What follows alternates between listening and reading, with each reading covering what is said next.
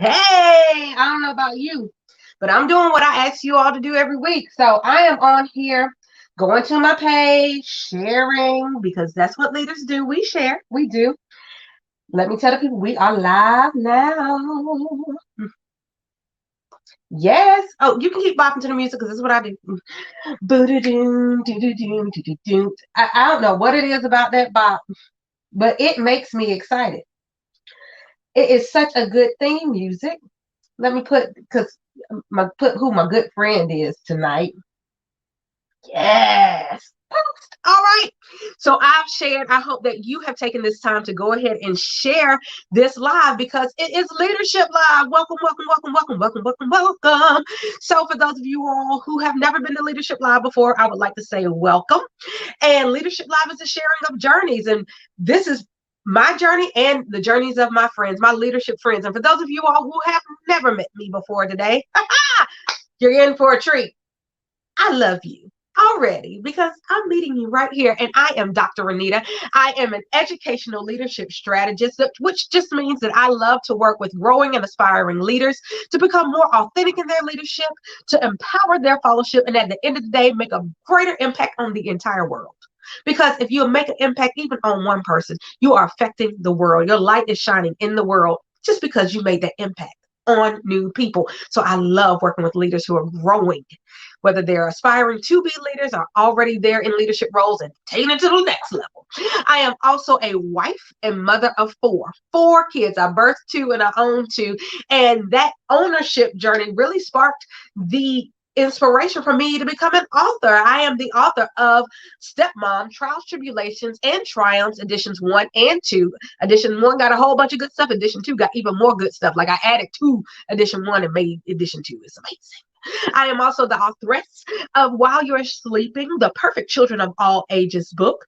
I am the founder of The Refining Life, a nonprofit 501c3 organization whose mission is to provide you with experiences to have your mindset shifted so that you can lead a more positive and productive life. And this week, we are hosting Refining the Mind Women's Conference 2021. It's our 7th year, and it's amazing. We're going for 7 days strong. So if you missed tonight, it's still up on Facebook. It's still up on YouTube. Catch Shahani Toller. She was fabulous. Just go catch it. And we're going to be live every night, Monday through Friday at 7:30, and then Saturday and Sunday at 5 p.m. So if you don't already follow The Refining Life, follow us. We're on Instagram. We're on Facebook. We're on YouTube. We're even on Twitter. We don't tweet that much, but we're on Twitter. So follow us and enjoy. I am also a queen and a queen. I am the current reigning Elite Southern Charms North Carolina Ultimate Grand Supreme, as well as the current reigning Mrs. Black North Carolina. This is my 3rd year strong. We're going to have a pageant sooner than later. And I will eventually hand it over, but I am enjoying this ride as Mrs. Black North Carolina. When you can be a queen for a certain title for 3 years, that's big stuff. You got to keep representing well.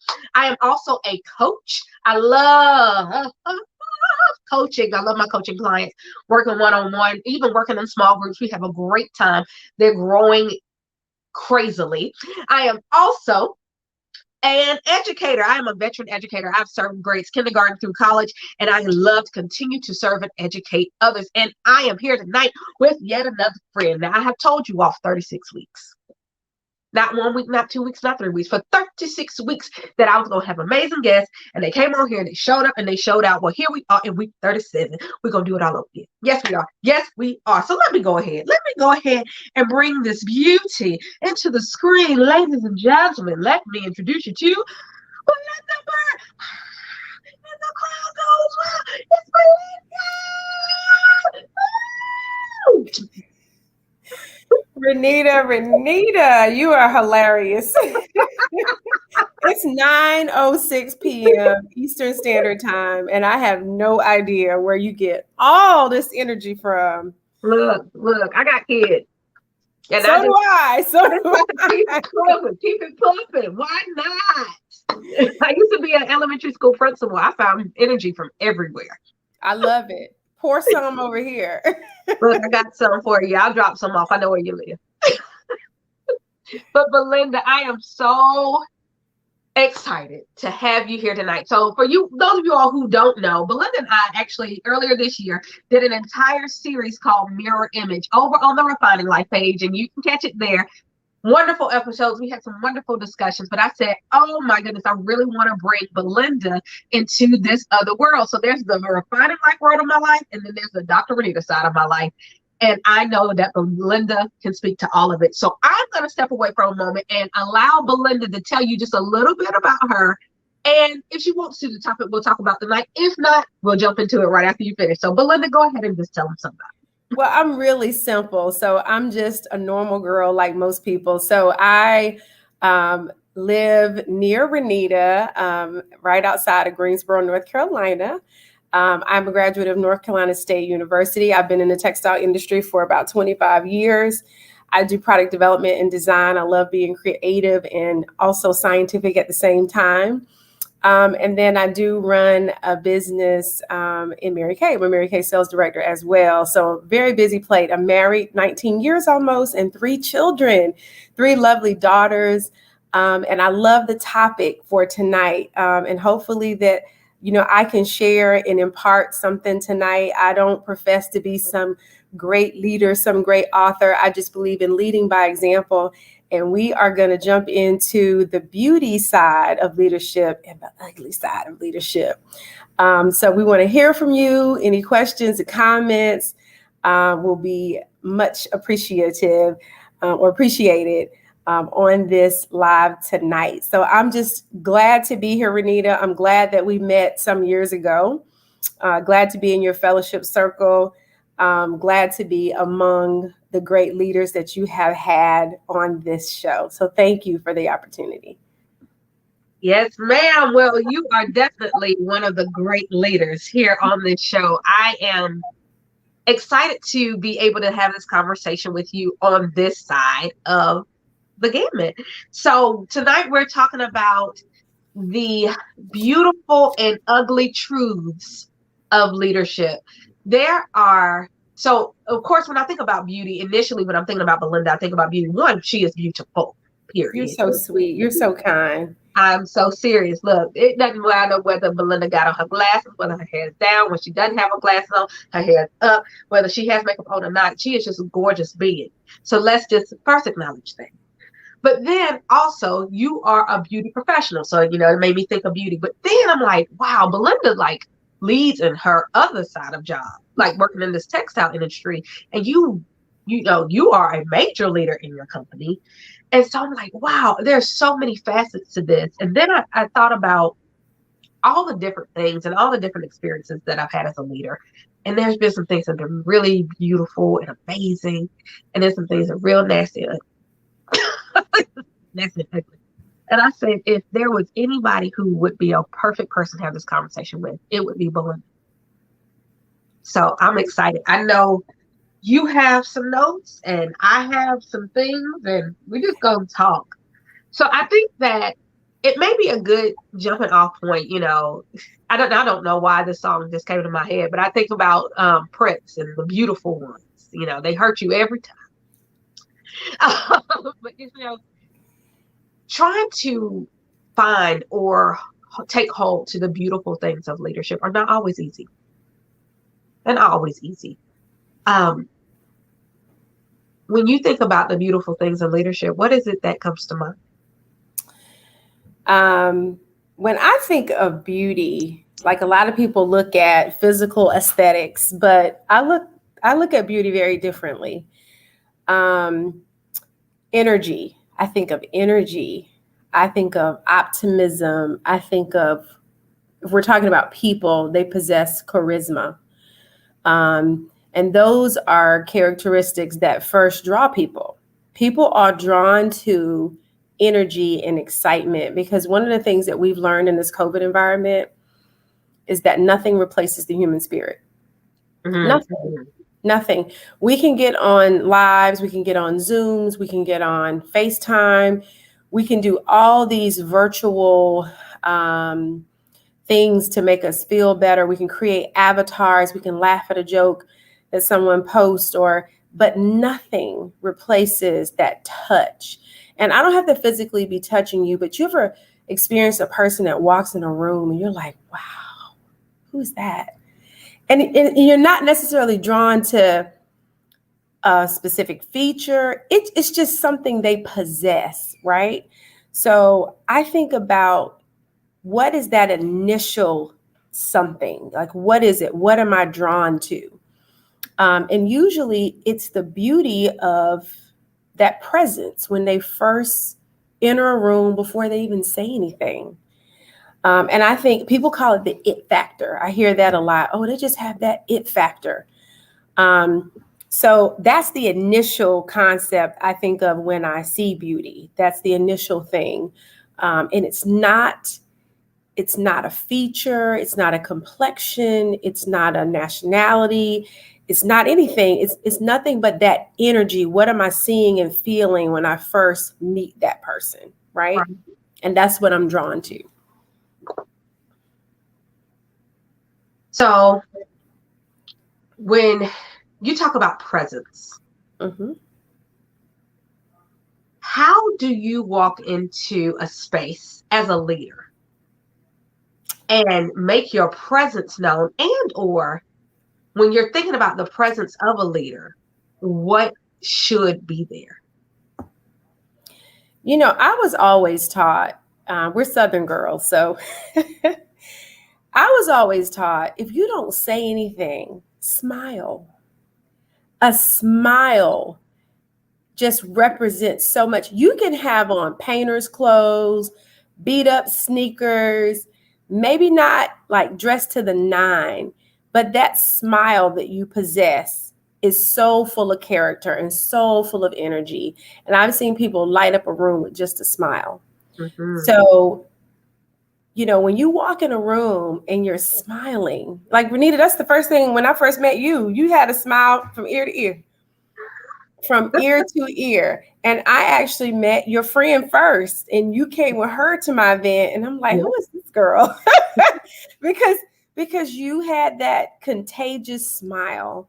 So I think leaders understand how to connect with people without words. Without any words. It's always, you know, I tell people all the time, yes, I'm in the beauty industry as well. It's not about makeup. It's not about, I hardly even wear it, to be honest. But at the end of the day, it's all about how you think and feel about yourself. And that exudes from the inside out. So starting with that smile when you walk into a room. Wow.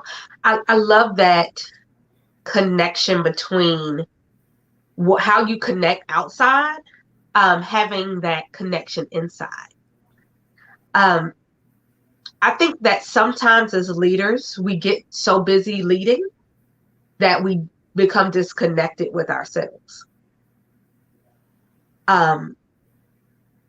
So I know it's a big buzz idea right now. I can't even say a buzzword, but a buzz idea, this whole idea of self-care. You know, you need to take care of yourself. You know, you need self-care, do self-care. You know, you're a leader, do self-care. But sometimes it's hard to take care of yourself when you're so busy taking care of everybody else. And leaders are, a lot of times, we're just pourers. We pour, and we pour, and we pour. And we find ourselves pouring from this empty vessel because we haven't taken the time to, one, get filled, two, even know that we're running low. Like I think a lot of leaders have broken, like, you know, when your gas messed up engines. I call it your engine. You haven't had an oil change in a long time. Well, you haven't had a tune-up. You haven't had a tune-up. You haven't had spark plugs changed. Yep, your lights are broken, so you don't even know your fuses are broken. So you don't know that you need an oil change. No oil light has come on. You don't even pass inspection. You don't pass the gas needle not working. You don't even know that you need, like how do you refill? How do you recharge? How do you even stay connected with yourself in doing all of this connection? Because you are a connector. You are a connector. And so all this connection. It's a loaded question, but I'll say this. What we say is self-care, this idea, is really self-maintenance. If you really think about it, there's maintenance and then there's self-care.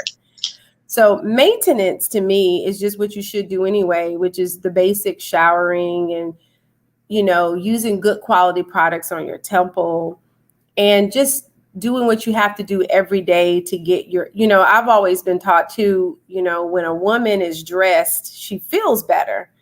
So even though I work from home today, I literally got up, showered, and I put on pretty clothes. I did. My top is cute.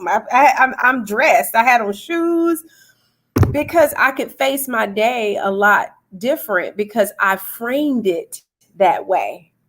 See, Mm. we got to frame our day. What does your framework look like? Are you literally just, even, and I didn't feel that good today because my daughter wasn't feeling good. I don't know if we were on the same what wavelength we were on, but I just had a busy weekend and I was a little exhausted and she was not feeling well. And then her eye swelled up. My husband had to take her to urgent care later. It was just a Wow. fiasco. So at the end of the day, I still had to get up and I had purpose in today and I had to frame my day, what my day was going to look like. I knew what responsibilities I had for work. I knew what responsibilities I had for my business. And I knew dinner time was coming. And Hello. I don't cook every day, but I am a good cook and I love to cook. And I knew I had already planned in my mind what I was going to make, right? And I did all of this before we got on the call at 9. But what I want to say is self-care is sometimes it is taking a day or two to go and let somebody else pour into you. Sometimes it's picking up the phone and having a conversation with somebody you haven't talked to in a long time. Mm-hmm. Self-care comes in so many different forms. Sometimes it's listening to some music you hadn't heard in a while. Sometimes it's reading a card that somebody gave you years ago and reflecting on that. It is more than a trip and a vacation and a bubble bath and a Louis Vuitton bag and all. I mean, people post all this stuff about what they think self-care is. Some things are just maintenance. Like I said, a massage is maintenance. Going to the gym is maintenance. Using good skincare and body lotions and perfume, to me, that is maintenance. That is your oil change. That is your tune-up. All that stuff is your tune-up. But when you talk about self-care, I think of detailing. When you go get your car detailed and that guy does that special stuff, you take it to the detail guy and he hitting some stuff you didn't even know you had. You're like, that was in my rim like that. My rims can shine like that. Really? Oh my gosh. That's in my headliner. I got that extra trim work. Really? So he pulls out, the detailer pulls out things that you didn't know were there. Right. So when you really start digging into what self-care is, it's exploratory. And it takes others sometimes to draw that out. It takes others to open that up. And I Mm-hmm. think life situations forces us to sit back and take some time. Now, my husband and I are coming up on 19 years. Oh, bless you, real good. Yeah, bless. I'm like, wow, it went by so fast. And we were talking, and he turned the big 50 back in January at the height of COVID, and we really didn't do anything. And you know what? We were talking today, and he was like, neither one of us were bent out of shape because we didn't take the trip we were going to take, and we didn't do some of the things that we wanted to do. But you know what? We looked at each other and said, Lord, we are grateful. Lord, I thank you, because he didn't have to be here. We lost some very good friends during COVID. Some very good friends. So it made me think about what's important. What is important? I've learned how to say no. Now that's a whole thing. And no does not mean it's never going to happen. It just means new opportunities. No means new opportunities. I That's love what it. it means. When you say no, sometimes it doesn't mean not now. Most of the time we say, it means not now. It means not now. Sometimes no means new opportunities, because every door that's closed in your face, or every door that's open in your face, is not necessarily the door you're supposed to walk through. Right. It's And not. sometimes we walk through those doors and get our feelings hurt. And your question to me was very layered. I mean, I know I've gone a bunch of different ways, but there's a difference between maintenance and care. And care it's like it really is the detail guy. Your mechanic that does your inspections and your tune-up, that's your maintenance guy, right? So all those things we just talked about, taking a reprieve, taking a vacation, I still believe those things are maintenance, to be honest. I know everybody can't afford to always go on a trip. Sometimes it's a backyard staycation. You can create one. But at the end of the day, that detailing, that person that can get in there and buff those things, those scratches out, that person that can get in there and make those wheels shine, that person put a little salve on it, as the old people used to say, rub it. Yeah, I'm showing y'all how country I am. That's all right. I know about a salve.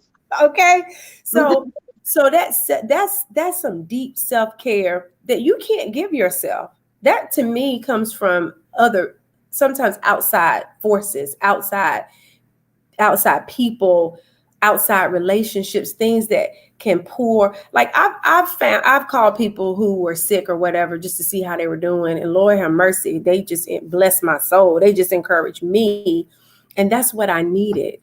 You know what I'm saying? Yeah. That's what I needed in the moment. So we need to reflect. We need to sit down and reflect.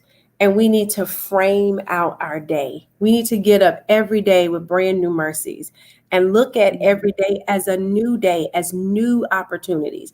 As a no, it's a new opportunity. Right. Well, So I hope that kind of answered your question. It does, but I mean, I think about so that this whole idea of waking up and thinking of the new day as a no, it's a new opportunity. But no, you didn't die. Yes, you have another chance. Let's keep going. Exactly. Let's keep going. Connect to that. Let's keep going.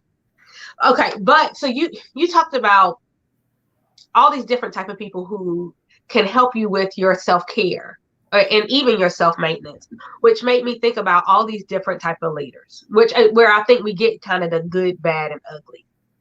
And so when we were chatting before, you were sharing some of this with me, and I think it's really important that people hear this, that there are so many different types of leaders, and from these different types of leaders is where you kind of get this beauty and where this ugly can creep in. So will you please share with everyone what you started sharing with me, that I was like, hold on, Belinda, we gotta make sure we say this live. These different types of leaders. Yeah. So I was telling Renita, in my national area, my business, we do these like motivational moments or whatever. And so I have these notes from when I spoke probably about a month or two ago. And this was just me head dumping, right? And one of the things I talked to her about was, we were talking about the dark side of leadership. But I said, before we get there, or the ugly side of leadership, is that there's all these leadership styles. You can Google it. I mean, I'm a big John Maxwell fan, and I love T. Jakes, and I love all these, and I love Dr. Miles Monroe, and I've read his books. And yes, I'm very well read, and I've read other leadership books. But one of the things I started thinking about and reflecting in my journey and my career was, lead the way by leading yourself, right? So every great leader at some point in their life, they've been a follower, right? What kind of follower have you been? That's what you have to ask yourself. You can't lead people where you haven't gone. You can't. You simply can't. You have to become a good follower first. And being a follower sometimes is uncomfortable. Being a follower sometimes is testy. You don't want to necessarily yield and do everything while you're in the situation. Sometimes you don't understand. And we've always been told, stick with it, stay in it, it's for your good. And sometimes we question that good, and we go, I'm not going to take this. I'm leaving. I'm getting out of there. I done had enough, and they're not going to do this to me and not talk to me this way and not treat me that way and X, Y, Z. And when you really start thinking about it, did you move too soon? Did you learn the lesson? Did you learn the lesson so you can move on to the next thing to become the leader that you're called to be? So one of the things that I wrote down was, are you a robber? Are you the type of leader that is a robber? And what I mean by that is your mindset, basically, I'll stay in it until it works. And when it stops working, you abandon. It's reckless abandonment. You abandon it and you run the other way because I'm done. That ain't working. They ain't doing nothing over there. I'm not staying with that. Or have you applied the mentorship that you received? Do you have that stick to itiveness? Or are you a robber? Are you the person that literally is, while the getting is good, I'm going to stick with this. And when it gets rocky, I'm just going to leave. You stop showing up. Because every time you stop showing up because the person you were following, they were doing so well. And then when they're not doing well, you abandon them. If you stop showing up, then who's going to show up for you? Who's going to show up for you? Do you just run the other way? We've got this culture now of when it's not working out, let me just run the other way. This isn't working for me. Let me just, I can't do this. This ain't it. This just can't be it. I got to go somewhere else. And then you find yourself never being grounded because you just kept robbing. You kept taking while the getting was good. And then when it wasn't good, you went the other way. So you have to ask yourself, are you a robber? Now, secondly, are you a keeper? What's mine is mine, and I'll keep it. You know, we're charged as leaders to share and to give, to look ahead, not just for today, the moment, but to look to the future. So if you even just look inside, you know, most people say, well, I'm not a leader. Well, if you have a family, you're a leader. If you're a mom, if you're a sister, if you're a daughter, if you're a niece, you know, I'm going to stay within the family circle, within the village, within the community. If you live in a community, someone is watching you. You are a leader. You're a leader in your own right. So what are you doing for the future, for those that you have influence over? You know, are you nurturing the team?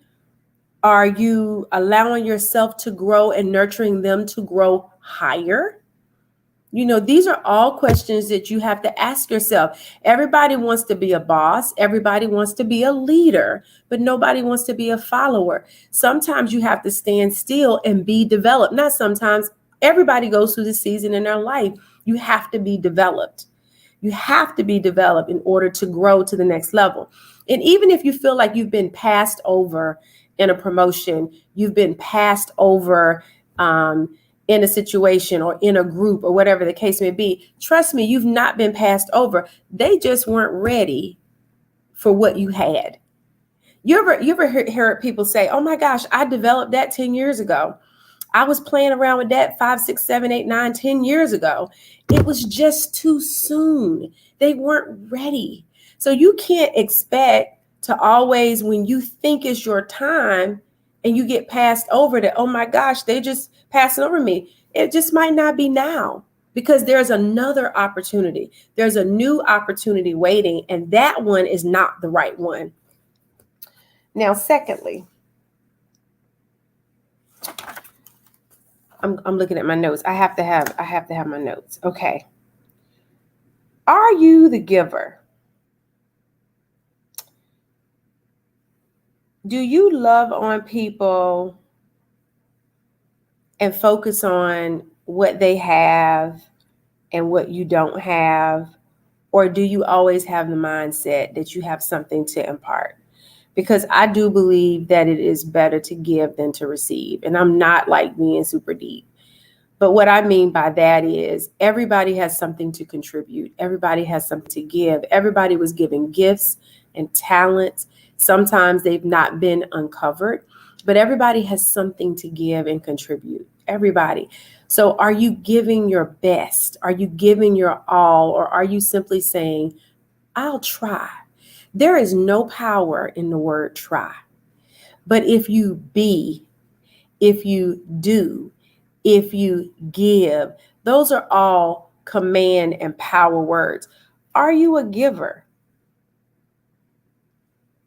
Are you giving from a sincere heart? Because I do believe if you give, it comes back to you 100-fold. And a lot of us know the power of sowing and reaping. We understand that when we give, we'll reap 100-fold. If you go out there and sow grapes, you're going to grow a grape vineyard and you're going to yield beautiful grapes that can be eaten or turned into wine, and they just keep on giving. If you plant an apple tree, that apple tree is going to sprout up to this beautiful tree and it is going to yield some amazing apples. If you go plant some tomato seeds and the weather is right, those tomato plants are going to come up and they're going to yield you some beautiful heirloom tomatoes. So what are you planting so that you can be a blessing and give, so you can get something back in return? The other thing I wrote down was, look at your environment. Are you positioned to flourish? Don't plant your seed somewhere else. Don't plant your tomato seed in dry ground and expect the plant to come up.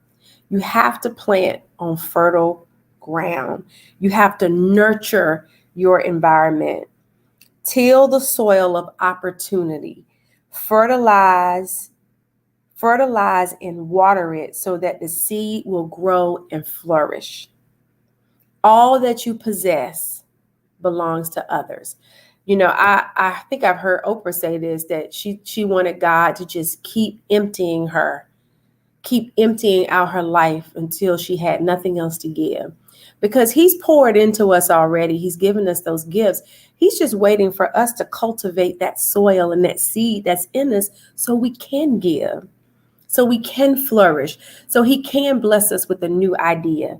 As you can see, I keep saying he because I am a believer. You know, that you can't, all these ideas, all these heart dreams that he's given you, there's purpose for them in this land. People say in this universe, whatever you want to say, in this world, there's purpose for you. You just have to tap into it. Stretch into courage. Stretch into courage tonight. You have belief, but do you have the courage?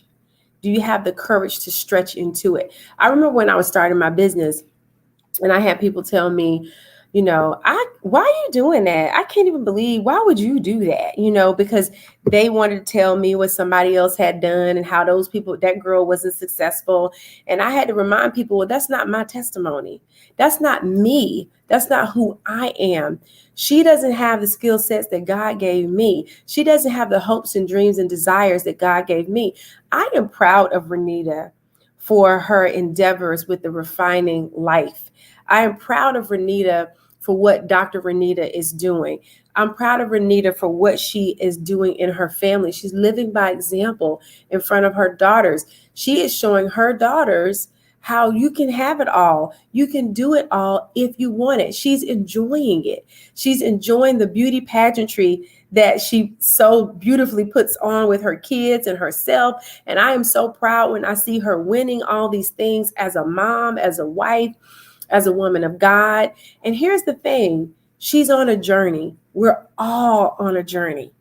We're all on a journey to somewhere great. But on that journey, you are blessing, helping, pulling up. You're pulling others up. You're leading by example and showing others the way. You are paving the pathway. You're paving the pathway for others to come. There are so many great leaders that have gone before us, and I don't want to get the naming people, but oh my goodness, if you went all the way back to slave times, I mean, you think about all the mighty men and women, aunties and uncles that went before us and they paved the way.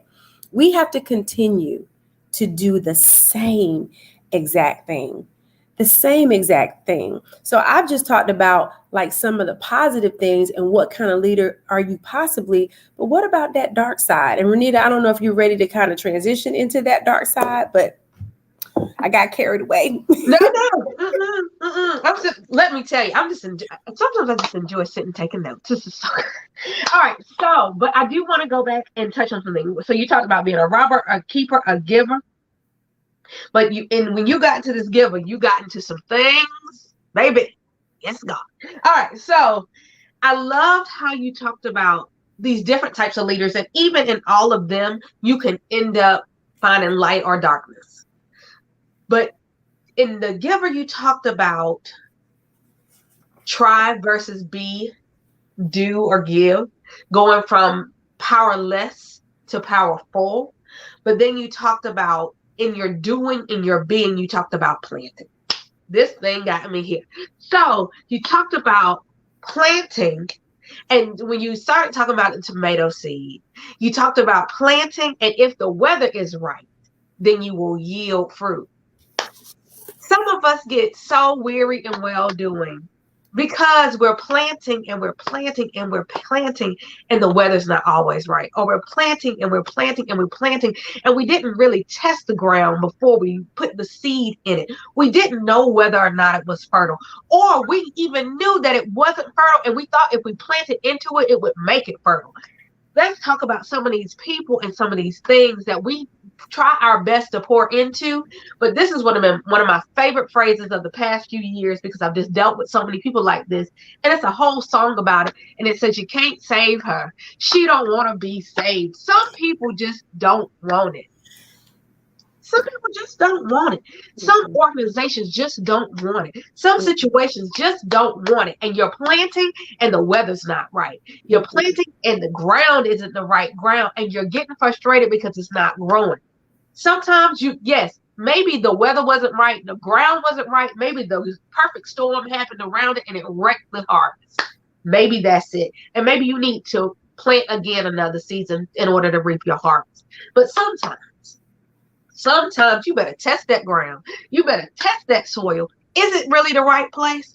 And sometimes we keep planting and planting and planting. Or as we think about another round, you're doing things over and over and over again, expecting a different result. It's a definition of insanity.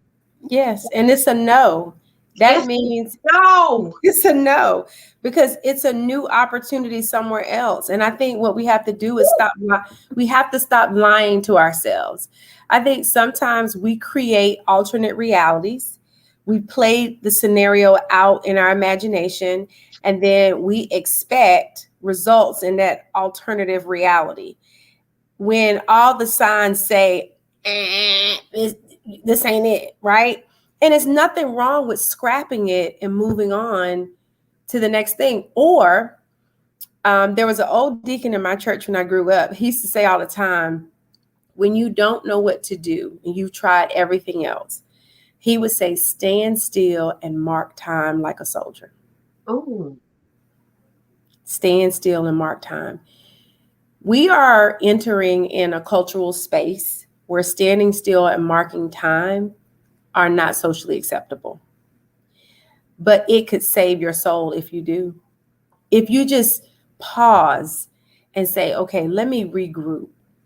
And I do believe when your intentions are in the right place, those new opportunities, those no's, they come. They come because it's like, okay, so I want to testify. My husband, and I didn't tell you this, but last week we received a letter from the U.S. Patent Office. His patent was approved. So he has a patent. Yes, that was such a good, genuine testify moment. And what I want to say is it was 6 years. 6 years. And the reason I'm going 6 years is because so many times, Renita, we abandoned it. We tried to abandon it because we couldn't see the end of the road. We couldn't see the light. We were running out of money because we funded this and it's expensive. So people wonder why me and my husband hustle. Yeah, that's why. Because when you hustle for your hopes and dreams, don't wait for anybody to give you anything. And I knew, and he knew that God gave him this. He knew that. So when you know it, it was special because everybody in his technical realm or industry that knew he was working on it, they were like, man, this is good. Like, wow, this is, even investors who were interested, they were like, man, this is good. And we were like, well, if it's so good, then why we can't? But that 6 years, Renita, we learned so much about business. We learned so much about patent law. We learned so much about investors. We learned so much about writing. I mean, I write technically, but this was like he wrote everything, but he had me proofreading stuff. And, we've had meetings with people and done all kinds of things. And after 6 years of labor, it came to pass. It was some brokenness in there. It was some brokenness in there. I said brokenness in there. There was some, I'm not sure if this is going to happen. There was some, well, I said God gave it to me, but did he really give it to me? You see how you question yourself? You will cause others and yourself to question what he gave you instead of sticking to it. So after 6 years, when I tell you I saw that patent ID, I said, well, look at the Lord. Look at God.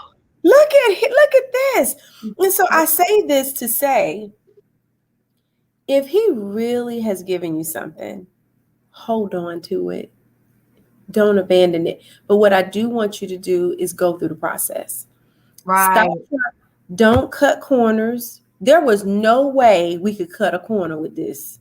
None. Because we had to check all of the legal boxes. Mm-hmm. We had to go back, and read. And I'm not even in his industry. We're two different types of engineers, right?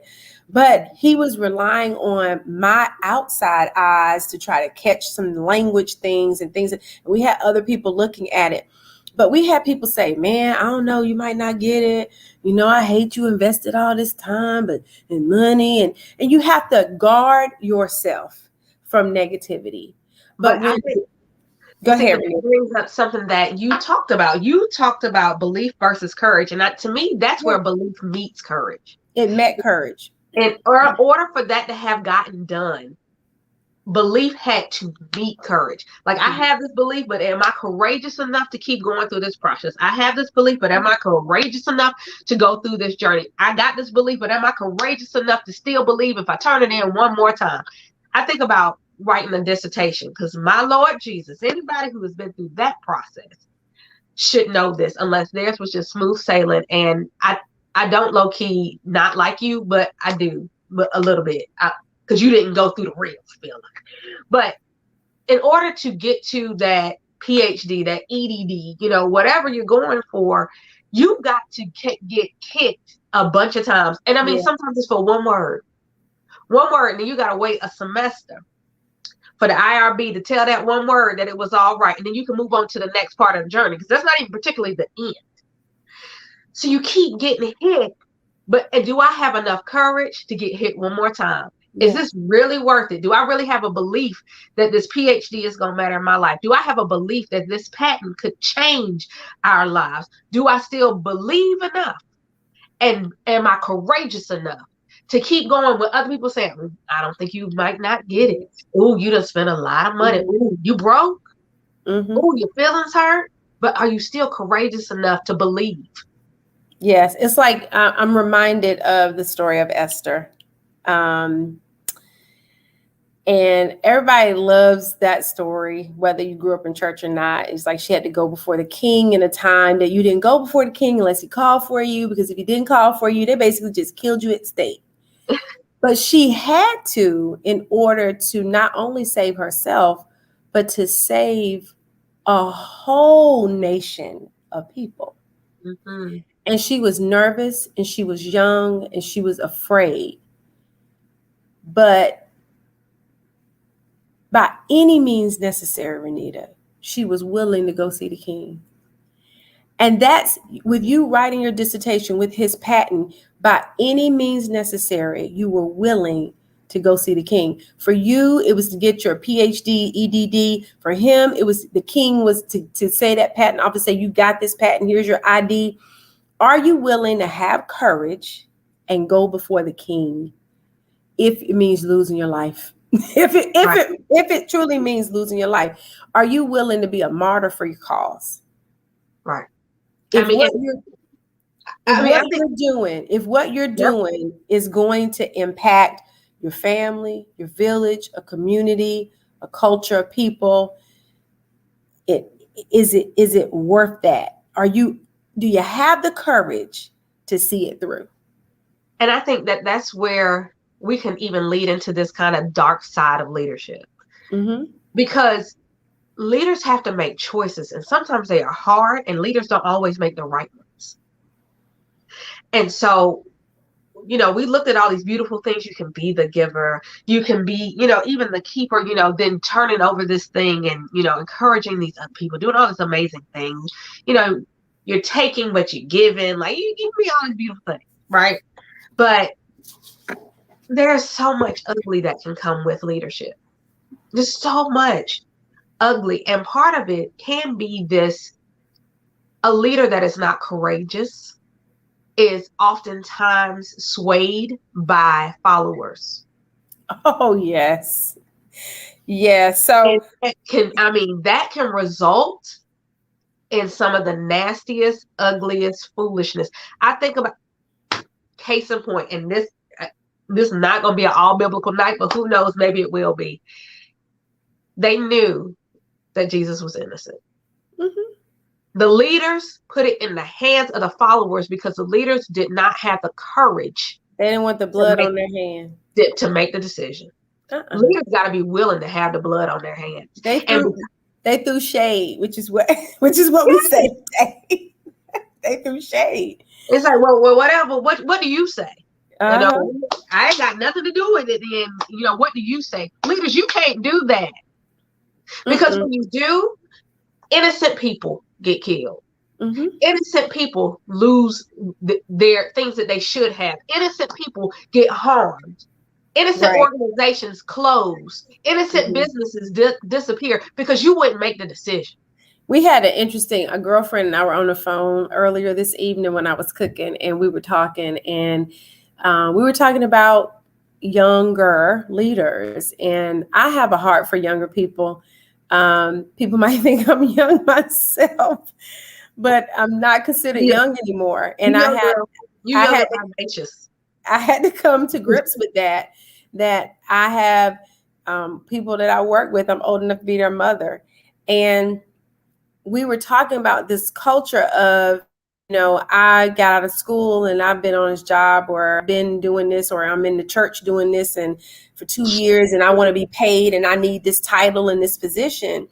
And when they don't get what they want, they go somewhere else, and they don't understand how their move affects the organization or affects the body, because they were aggressive in how they took authority over the situation by just removing themselves, and how you have to be very careful as a leader. Are you taking your authority personally? Are you taking it personally and aggressively? Are you thinking selfishly or selflessly? Which way are you thinking? Because you can tear down. I mean, think about it. We have seen organizations, business industries crumble because one person made a bad move. One person made a bad move. So in the ugly or dark side of leadership, sometimes we're being super argumentative because we're just not listening. We're not listening to the heartbeat and the pulse of what's going on around us. Like, I am super conscious, and people call me that I'm like from the latter part of the old school. Like, I'm very, loyal. I tend to be very loyal in what I do. And I'm very calculated in my decisions because I'm always thinking about, if I abandon this is going to affect this later. I think like that. It's strategy, because I've been taught to strategize and to think that your decision affects so many others. And so if there are any young leaders out there, sometimes you got to sit back and get some wisdom before you just make a move, because you can affect so many other people other than, this ain't working for my career. This isn't working for my life. I can't do this. Well, if you leave, what does that do to everybody else? Right. And I will say this. And so there's a difference between being aware of your effect on a situation and then the other side of this being overly self-sacrificing. You got to know how to gauge that thing. There's certain times where you're just frustrated, because I'm gonna tell you, when I was a school principal, I know I quit for 3 years in a row. I know I quit 3 years in a row. One of those years, I actually packed up my office. God bless everybody who was there, who was helping me pack up my office. I was so mad and frustrated. I was done. I was done. And I was ready to go. Let's pack it up. I'm done. And I was there probably 2 more years after that, because it wasn't time for me to go yet. And God just put people in place to help me realize why I matter, why me and what I've been through and my situation and who I was and what I brought to the table was so important. But pause right there. You said God put people in place to let you know. So a lot of times we get out of place. We don't give those people who are already leaders an opportunity to do what? Pour into us. Right. We don't, because we don't want to, we block that out. But then there are certain situations where it is really time for you to go. It's time for you to say no. It's time for the new opportunity. Yes. And some of us try, who call ourselves loyal, because there's some people who are loyal and there's some people who are lingering. Yes. And so we linger in situations where we know it's bad, but we're going to stay here. But it's comfortable. It's comfortable. You're complacent, and you don't have the belief or the courage to go to the new opportunity. And you end up lingering in the situation saying, well, what if I leave? And if I leave, and if I leave, and there's somebody else sitting right there who could do something that you do, but you're also not willing to give that up because you don't have belief or courage in yourself that you can go do the new thing. And you end up staying, and you end up killing yourself. Yeah, or killing others, because I don't believe you're nasty and bitter too. Yeah, you have to, if you aren't giving, if you're not still giving and coaching and training and sharing, and you become a hoarder of knowledge, or of power, you're faking, you're lying. You get narcissistic behavior, you develop narcissistic behaviors. Yeah, it's something going on. You need to move. But if you aren't truly trying to learn, glean, grow, and build a succession plan, right, then can we just pause the succession plan? Yeah. It's like my children are my successors. Yeah. Come on, Belinda. They are. And even on my job, there are people that will succeed me. There should be. And if you're in ministry, you should have a successor. You can't be in wait, can we just pause there? Because and I'm gonna mess with ministry leaders. Yes, I am, because that's part of my ministry, to talk to ministry leaders. You ministry leaders, and this is really any leader, but specifically this happens in the church a lot. You don't have the lock on your position. Just because you became the youth leader 25 years ago, that means you still need to be the youth leader today. I know somebody is rolling their eyes at me right now, but it's okay. Sometimes you gotta let it go. Let it go. Answer that thing and let it go. Pastors of the church, just because you were the first pastor of the church, 72 years later, and you don't have not one associate minister that could have came in there. It's not nobody from the community that you can trust with your church. That sounds like Belinda said, you'd have made it personal. It's not about you. I am pretty sure that 72 years later, you tell me in 72 years, nobody else could do it. You tell me in 72 years, there was nobody else who needed to serve these people. You telling me that you've been a youth leader since you were 25 and now you 75 and you still think you youthful? It goes back to where I talked about the robber, the giver, the what is mine mentality, because in that is what's mine is mine, I'll keep it.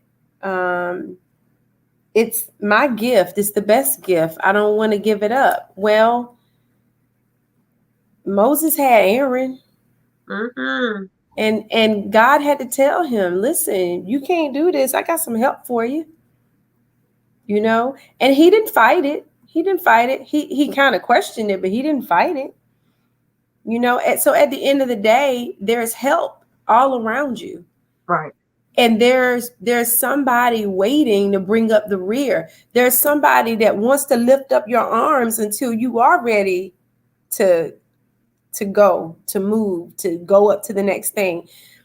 We just have to make sure that we are not treating any God-given gifts and talents and ministries and businesses such that we take them to the grave with us. Why do they need to die with you? They don't have to, because we're talking about building legacy. So if legacy is important to you, maybe you don't know what legacy is, but if legacy is important to you, if nurturing the next generation is important to you, you will make sure that you pass it on. Right. You have to pass it on. Renita, I thank you for what you do. I told you years ago, despise not humble beginnings. It might not be where you think it should be. You might not feel like you have the audience you should have. You might not know who you are actually reaching, but trust me, trust me, you are planting on fertile ground. And I believe that. I believe that with all my heart. There is somebody somewhere that is going to hear this, that is going to listen to this. This is going to change their life. This is going to save their life. This is going to birth something. Somebody's going to go to sleep tonight and they're going to have a dream. They're going to have a vision. A fire is going to be lit. And they're going to re-look at their lives and go, you know what? I need to go back to that. She was right. I need to revisit that. Oh my gosh. What have I been waiting for? Yeah, they're going to have that epiphany. Because that's what, Amen. I'm serious. That's what happens. That's what happens. Listen, I want to bury the dark side of leadership. Mm-hmm. I'm not saying you're not going to go through. I think I've had fear of failure. I've faked. Mm-hmm. I've lied. I have, because I think we all have. We've had the tendencies, and I know we got to wrap this up. We've had tendencies of, oh my God, what are they going to think? Oh my God, what if they see me mess up? What if they see me fail? Oh my goodness. And then what do? You sacrifice it all doing crazy stuff, making reckless mistakes and decisions because you're trying to please others. You're trying to keep that control. It's like when people come to my house, this is what I tell them. Listen, it's some dust on the table. It's a pair of shoes at the back door. The kids left a bowl in the sink and 10 down the table. Hey, the bathroom is clean. But we live in this house. We live in. My pastor said something Sunday. He said, I'm a preacher's kid too. He said, us preacher's kid, we people say, oh, preacher's kids live in a glass house. No, we all live in a glass house. Yes, indeed. And that's what he said. We all do. We all live in a glass house. But guess what? I'm not telling you to put your business out in the street. What I'm saying is live your truth. Have some time of reflection and look at Google leadership. Google it. And see where you fall, see where you fit, see what you need to work on. Devise a plan, have a goal. Stop listening to people who are not going anywhere. That is 99% of our problem. But the thing is, sometimes we listen to people who are going somewhere, but they're just not going in the direction we go. They're not going where you're going. And it's okay. But, you talk about living in your truth. So this is something that I talk about every single organization I ever worked with, every single business I've ever worked with, every single individual I ever worked with, every single class I've taught in the recent past. I always tell them you got to deal with that. You got to deal with that. You got to deal with all of that because you are all of that. And whenever I talk about that, I'm talking about your total, honest, awesome truth. I'm not talking about your good, pretty, beautiful truth. I'm talking about your total, honest, awesome truth. You got to deal with who you were, who you are, who other people think you are, and who you want to be. Because all of that, your past, present, and future, and other people's perception of you are all who you are. We can't ignore what other people think about us. No. Even though we say, we don't care. I don't care what nobody thinks about. That is not true. That's not true. I promise you wouldn't bathe. You wouldn't pick the cute outfit because you wouldn't even care about cute. You wouldn't.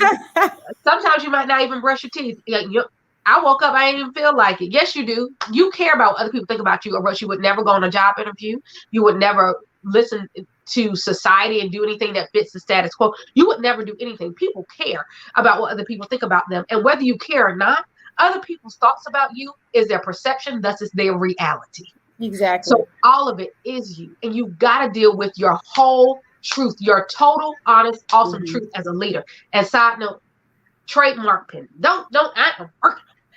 But, dealing with that. And as leaders, if we don't deal with that, if we don't admit that we lied on our resume, if we don't admit that we lied in the interview, if we don't admit that we have never done that before, if we don't admit that that is not our forte, if we don't admit that, oh, I am having a bad day, if we're not honest and dealing with our full truth, we're going to screw up an organization, a person, a ministry, a household. We're going to screw up a lot of things. You got to be truthful. Deal with your good, bad, and your ugly. Yes. So that you can be the courageous, believing leader that you need to be, so that you can walk into new opportunities in the right way. Right. So that you can be more than a robber, more than a keeper. You can be the giver. You can know, even in your dealing with your truth, you'll know in your spirit where the good ground is. You will know. You will know. You will know. You will absolutely know. And you won't need validation, not a lot. You'll be like, thank you for that. I appreciate it. And you'll keep on moving. Right. You might need confirmation, but you don't always need validation. You don't need validation. I would say that confirmation doesn't always come from without. Yeah, listen, we want people to buy our books. We want people to buy our product. We want people to like us. I mean, think about Facebook and Instagram. They develop those little hearts or those little GIFs and emojis for people to like. Right. And unfortunately, when you don't get those likes, sometimes you take extreme measures to get them. Right. I don't consider myself the social media buff, but you have to be careful how you let those things seep into who you really are, because they are still a perception. It's a persona of who you are. It's not really who you are. Right.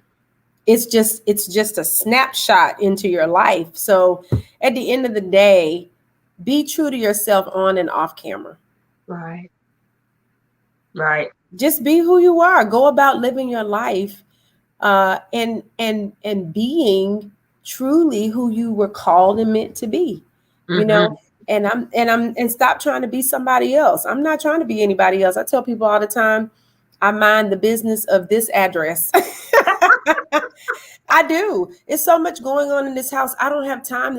My husband and I would have never pulled off that patent in these 6 years had we gotten caught up in the minutia of what other people thought, what they said. We had to shut up and not tell people stuff sometimes. Stop telling everything. And that's another thing a leader does. A leader don't tell everything.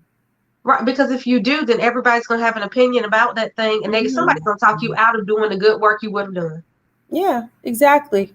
So what do the old country people say? Hirsch. Hirsch. It's Hirsch. Hush up. Hush your mouth. But I mean, it's so many things. And I know we've already exhausted our hour, so we're going to have to wrap. But like when I was talking about this topic with Belinda originally, she's like, and that's a whole series. It really is.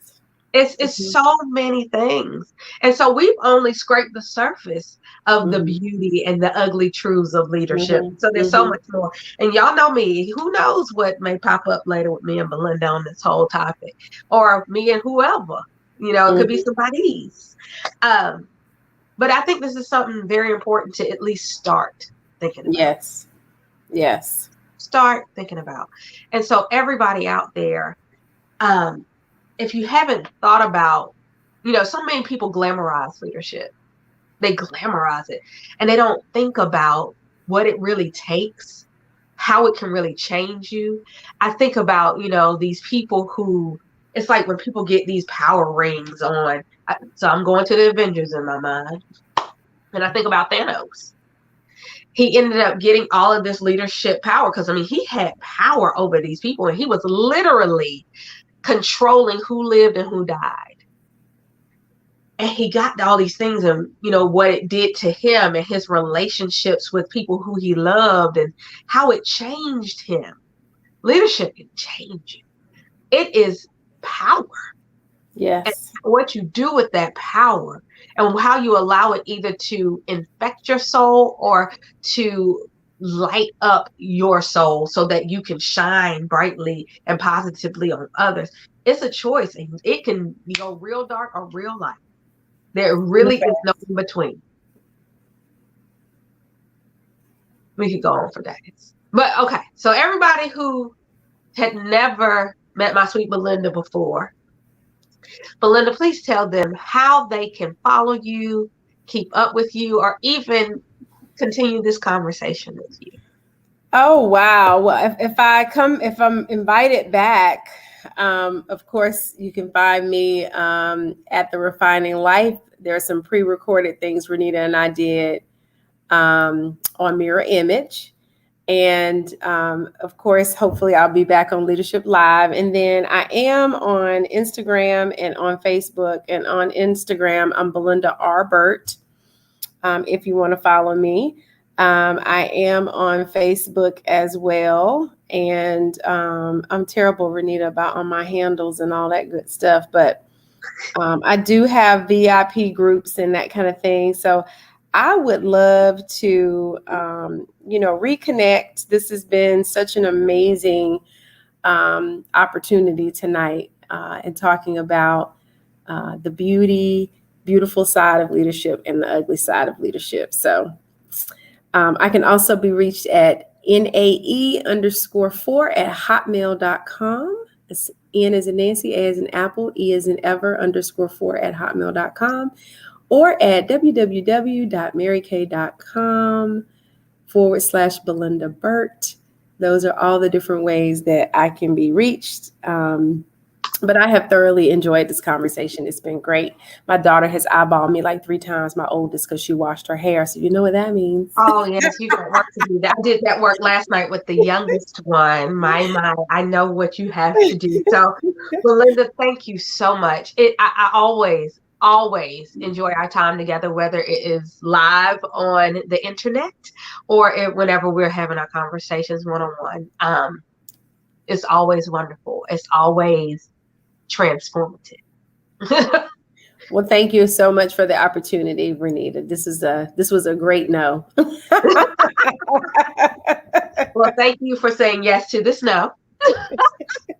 And so everybody out there, as I told you, now for 37 weeks, my friends just bring it. It's what they do. They are amazing. Belinda, as everyone else throughout the year, is not a letdown. I told you, just trust me. I'm going to be live here for 52 weeks.